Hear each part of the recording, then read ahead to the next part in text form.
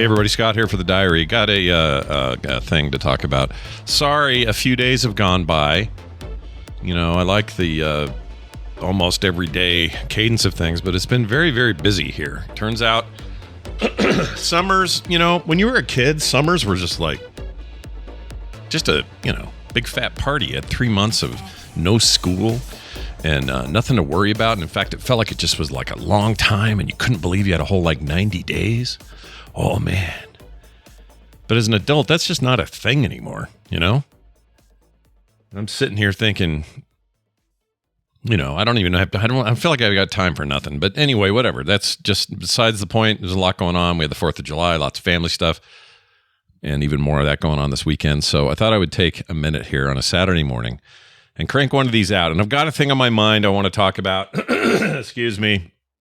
These allergies are making me all throaty. I don't usually get them, but this year, getting a little something in the air. Don't know what it is, but anyway, back to my point. I noticed something about my friends, and by friends I mean, let's say fellow Gen Xers of a certain age, my age. We are the forgotten generation. Nobody puts us on their lists anymore. Everyone talks about boomers, millennials, and Zs. And now alphas, and nobody talks about us anymore. And that's kind of the way we like it. You know, that's how we lived our lives when we were younger. We just sort of blended in. You know, we weren't even latchkey kids. There was no key. You just came and went. Anyway, I've noticed this, though, for a long time, right? Now, these are all people like me, grew up in the 80s, I guess very young kids in the 70s, but then, you know, our formative years in the 80s. And then, you know, we all hit our 20s in the early 90s. And, you know, so in 1990, I'm 20, 21 or whatever. And the 90s are awesome for me anyway. I can't speak for everybody else, but it was a big year for technological advancement. And I was right there with it. In fact, most of what I started paying attention to then would lead to what I do now. For my little frog pants party here. And that means following, you know, tech trends and understanding where programming languages are headed and what's going on with the internet and, you know, where's this all going, and it's just staying with it, right? And trying not to get behind. And that wasn't like a thing you felt like you had to do, but it was something I wanted to do because I felt like, I don't know, it felt right to me. And it fit my interests, so not a big deal for me to keep up, right? But now here we are, some 30-something years later, and just about 32 years, 1 year, whatever it is, from roughly that era, and all the people that I still knew or hung out with, or you know, stayed in touch with from high school and stuff like that.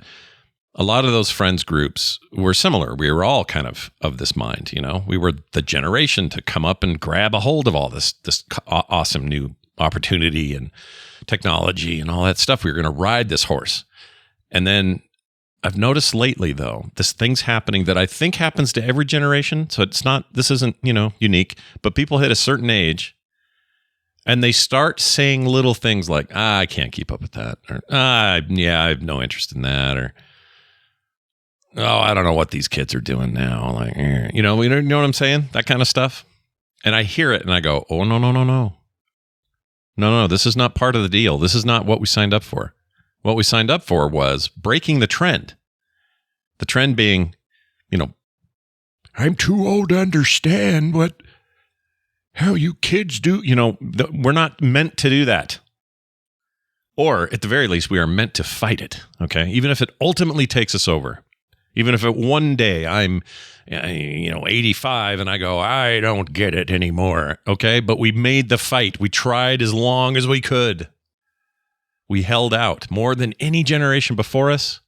Maybe any generation after us. We don't know. I really felt this as a thing in my soul in my 20s and 30s. I really did. In my 40s for that matter. And so I felt like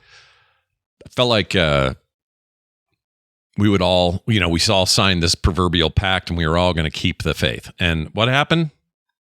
starting to talk to friends who are, or even just seeing them post on Facebook or something, and they're becoming the thing we didn't want to be.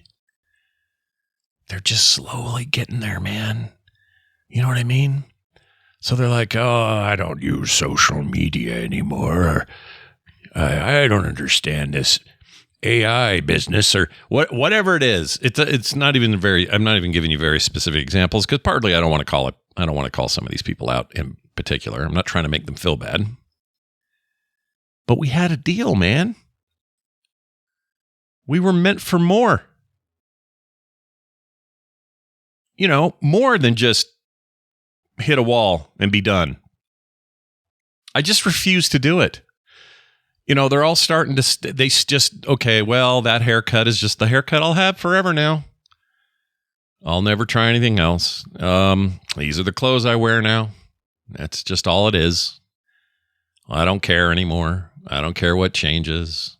And I'm not even saying, I'm not even one to follow. I don't like trends. I get irritated when something's trendy. I don't want to do it. I tend to, I don't know what that word is. I've always rebelled against whatever the hot thing is, and I'd rather do my own thing or find an alternate thing or a subversive thing. That's always been true with me in music. So whatever was popular, I was like anti that. And this is true of a lot. I mean, obviously, tons of people are like this, especially when you're young. You rebel against what adults are telling you is cool, and you do something else. But I still do it. I do it now. So when something's big in my world, like even just like a huge, very popular video game that everybody's playing all at once. I talked about this on my show Core, but I don't like the hype bubble. I hate it. I tend to get out of it. I don't want to be in there. I would rather, everyone's playing some AAA thing that the whole world's talking about. I'm like, yeah, I'll be over here playing this $14 indie game that no one knows about. So I do that already, but where is that rebellious spirit? And I'm not saying that's as cool or as societally impactful as protesting the Vietnam War in the 60s. This is not the claim I'm making. What I'm saying is for me anyway, there is a built-in desire to fight against getting to that place where I'm like, oh, I don't have any more room in my brain for stuff. I'm all done. I can't possibly learn a new thing. How could I do it? I mean, I used to say jokingly that my brain is like a straw full of marbles. And when you get to a point where if you put a new marble in, an old marble falls out the back of it, because it's just all the room you have. And I think that that's actually still my philosophy. I'm okay having old stuff drop out as long as I'm not so far behind. And who am I actually trying to compete with, or who is this for? It's just for me. I don't care about what anyone else thinks of this. I mean, I'm sharing it with you because this is how I suss things out in my mind. But I'm not even claiming, how do I put this? I'm not even saying this is for everyone. I'm just a little sad that those I came up with aren't still pulling the rope, man. It's like they all just went, okay, I'm at my limit. It's like, no, there's more. There's way more. First of all, everybody lives longer. So, all this stuff gets protracted out and, we're all going to get old and die, but some of us sooner than later, I suppose. But I don't know when that day is. Do you? Well, good news is you can keep going and keep pushing, even if it's sooner than later. I would rather shake off this mortal coil at some point, having, done my darndest to keep up than not, And again, it's not a competition thing. I don't care where I am in the scale of things. Like if I'm like keeping up more than someone else, this isn't keeping up with the Joneses kind of problem for me. There's nobody I'm looking at going, oh, it's not fair. I want to be like that guy. It's not like that. This is all internal. But, I have strong opinions about, like, let's talk about AI for a second. This is the big next step revolution, controversial, very controversial one in our technological lives. And there's a lot of, arguments on one side or the other, various aspects of this thing. And there's parts of it I really dislike, but there's parts of it I think are inevitable, and also some things that are going to be great. And it's not the opinions that matter. It's the stay up with it. Keep up with it. And you might say, well, Scott Wayne, aren't you doing the opposite of this with politics right now? Aren't you trying to avoid all that? Yeah, you know what that is? I would like to make a very clear distinction. That's not keeping up with progress. That's keeping up with big bowls of steaming hot bullpucky is what that is. That's not a forward momentum thing to keep up with. If anything, that is a pull back. That is a fall back behind things kind of thing to keep up with. And I'll stay informed enough to make decisions in terms of my civil duties and that sort of thing. But I'm not. This is really. I hope people understand what I'm saying. This is a very important distinction. There's an upward curve of humanity, in my opinion, a slope leaning upwards into the positives. Okay. Overall, if you look at the overall trajectory of humanity, I believe we are on a rising road. And that road leads to good things. It has dips, it has peaks and valleys, but if you pull the camera out, it is a pretty consistent line going forward, going up. I want to keep with that line. Things that slow that line down or cause that line to get blocked or any of those things. F that. That's not those things I don't care about or want to, be at the tip of. And look, I don't care who you are on any spectrum of political life. If you are a prominent voice in that place, in that space, it's a grift. And I'm not talking about people that break it down for people to want to understand. That's not what I mean. I have friends who do that, and I respect that. It's not that.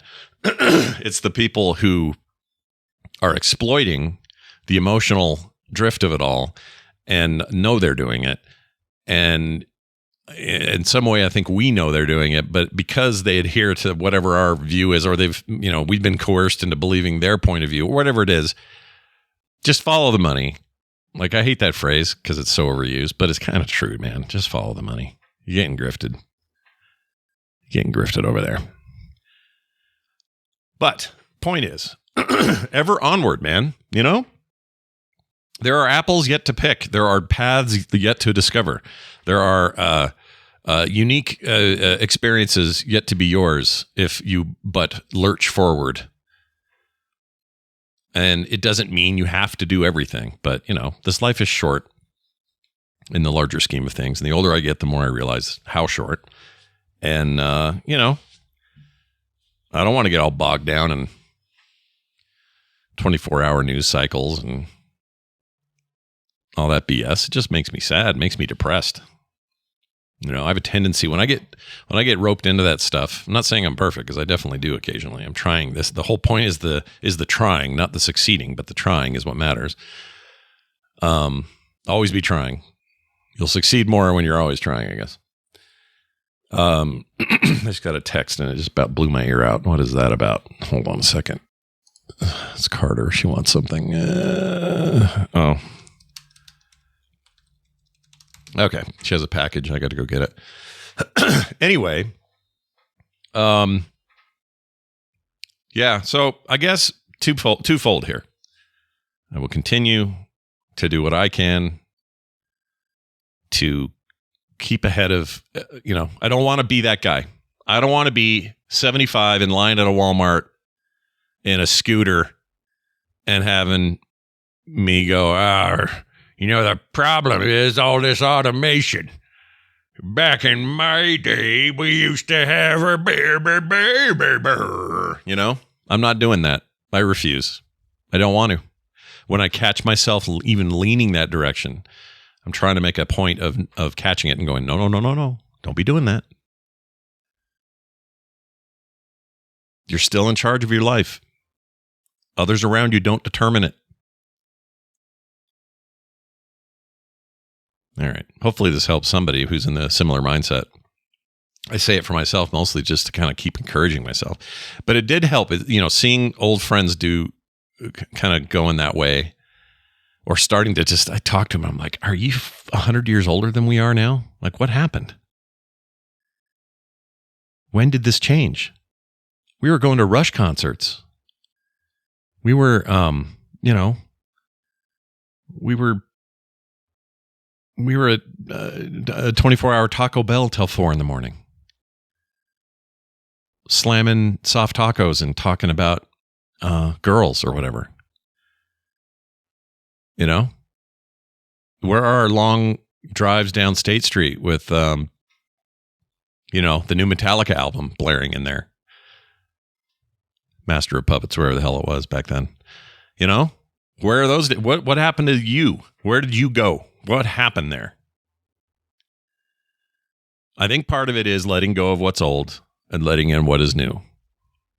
So let your straw poop out a marble and accept a new marble into its other hole.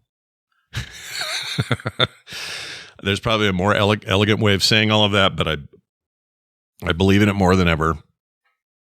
And I think it's what will keep me close to my kids. It's what will keep me close to my grandkids.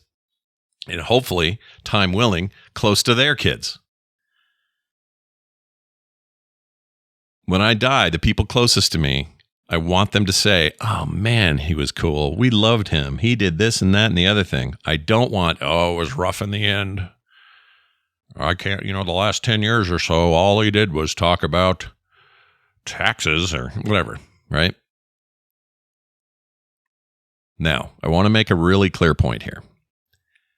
I want to temper all of this by saying, I know that I am in a position of relative privilege to say all of this. There are people who have way larger obstacles in their way than I will ever have, or maybe even conceive of, due to their race, their disposition, their upbringing, their, a million things, their gender, their whatever it is. And I am not blind to that. And so the goal is to try to do everything I just said and try to keep that in mind too. So that it's not, I don't want it, because you can paint yourself a whole nother picture, right? Where the world's your oyster, it's just there for you to grab. And if you don't grab it, it's your fault. Like that territory is also pretty gnarly, and I don't want to go there. Not into it. So that's the trick. That's the balance. And that's what I'm aiming for. And I hope I can do what I'm talking here. I know there will be moments of failure / weakness moving forward, as there were behind me. That's just part of the deal. You don't just make a statement and then you don't ever have the problem, right? That's the point, is you're trying to always tweak it and find it and do it and whatever. I had a thing happen the other day. It was on the morning show. Somebody presented a link in the chat. I won't get specific here because I don't want to drag anybody through it, but I put up a picture of this person who I just completely mischaracterized because I was going purely off visual and I didn't know the person. I didn't know anything about what they do. And it looked hokey to me, like somebody who does seances and, some mystical BS or whatever. So I made all kinds of fun of it. And then somebody later said, hey, that was actually a friend of mine. I put it in the thing to show people about it. It's a magic show he does.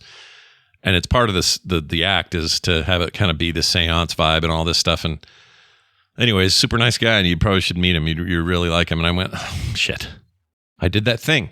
Homer Simpson taught us all the thing years and years ago, decades ago, when he said, it's funny because I don't know him, right? The lesson there was, sometimes we see a thing, we take it on surface value, and then we say stuff. And if we knew that person or knew someone who knew them, we wouldn't talk like that. We would have a very different perspective. And that was just the other day. So I'm effing up all the time. I'm trying to do better. That's the goal. This isn't about winning the game, students. This is about fighting your way down the gridiron and getting to the goal line in the final big game. Thanks, Coach. All right. I think that's all I got. I'm sorry if this is all a little... I don't know what this is. Whatever it is what it is. And I really appreciate you guys listening to the show.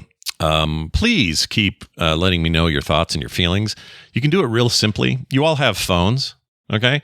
Put this number in it, 801-471-0462. On that phone number, you can leave a voicemail or you can leave a text. And texts are great because they're simple and easy and fast, and I can read them and they don't cost you anything. Neither do the voicemails, technically, but... I guess unless you live in the world, somewhere in the world that's still this. I mean, does some form of long distance still exist? Like that whole racket? Because that was a racket, by the way. You know, it was just a matter of time before we didn't need it anymore. I was watching a Seinfeld episode where Jerry tells the long distance provider on the phone that he doesn't want to be called at home. There's a whole joke there, but I just sit there and I go, man, that used to be a thing. Everybody was trying to sell you lower rates on your long distance. And long distance meant I wanted to call Indiana. Do you know how foreign that sounds now? How dumb that sounds? I do full HDR video with people in Indiana now. In France. In Australia. In real time. For nothing. I mean, you're paying your service fees and all that. But you know what I mean? Where was I going with that? Crap. I don't remember. Well, anyway. Oh, yeah. Contact me. 801-471-0462. 801-471-0462. Add it to your phone and let me know, and I'll read it on a future episode. Thanks, everybody, for listening to The Diary. All the details are up at frogpants.com/diary. And don't forget, we're having a big blowout sale right now. Started on the 4th, and will continue for some time, where stuff that's like normally $60 is down to $5. Almost everything is dropped to like almost $0 because we just need to move them. We're only charging what it will take us to move them because we're going to do new stuff. My daughter Taylor is taking over the store, and I'm so excited about this because she's got some amazing ideas, and we can't really implement them until we make some clearance, and I'm so excited. Anyway, frogpants.com/store. The website's been redesigned all around it. It's all good, and you can find incredible deals that will go away very quickly if you don't hurry up and grab them. So go check that out. That's frogpants.com/store. I'll see you next time.